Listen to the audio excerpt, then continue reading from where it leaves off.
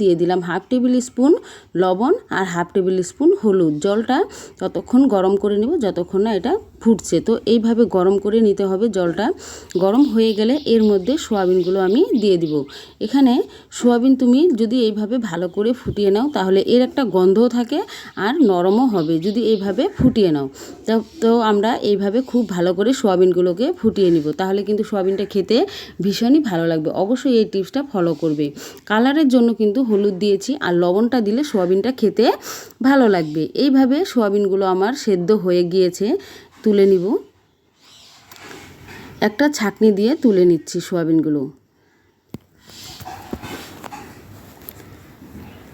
সোয়াবিনগুলো তুলো হয়ে গেছে। এবার আমি কড়ার মধ্যে দিয়ে দিলাম তেল।